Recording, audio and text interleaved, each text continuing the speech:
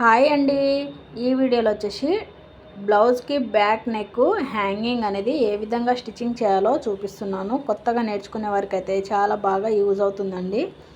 Video తప్పకుండా చూసి ఒక లైక్ అనేది చేయండి. ఇక్కడ నేను చిన్నగా ఫ్రిల్స్ అనేది కుర్చీలు అనేది పెట్టుకుంటూ స్టిచ్చింగ్ అనేది చేస్తున్నాను. ఇలా స్టిచ్చింగ్ చేసుకున్న తర్వాత ముందుగా నేనైతే 4 ఇంచెస్ ఎడల్పు 4 ఇంచెస్ పొడుతోటి 2 ఇంచెస్గా పీసెస్ అనేది తీసుకున్నానండి. ఫ్లవర్స్ కోసం తీసుకున్న తర్వాత దీనికి సెంటర్ పాయింట్ నుంచి ఈ విధంగా స్టిచ్చింగ్ అనేది చేసుకోవాలి. రెండో పీస్ని కూడా సేమ్ అదే విధంగా స్టిచ్చింగ్ చేసుకున్న తర్వాత ఈ చుట్టూ జాయింట్ అనేది చేసుకోవాలి.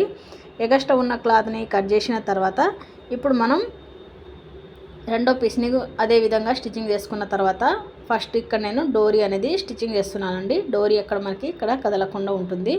అలాగే దానిపై నుంచి రెండో పీస్ని పెట్టేసుకొని ఈ విధంగా చుట్టూ జాయింట్ అయితే చేసుకుంటున్నాను. చూసారు కదా ఎంత నీట్గా వచ్చిందో ఫ్లవర్ అనేది. నాకైతే చాలా బాగా నచ్చిందండి. మీకు ఎలా అనిపించిందో తప్పకుండా ఒక కామెంట్ అయితే చేయండి. నచ్చితే లైక్ చేయండి.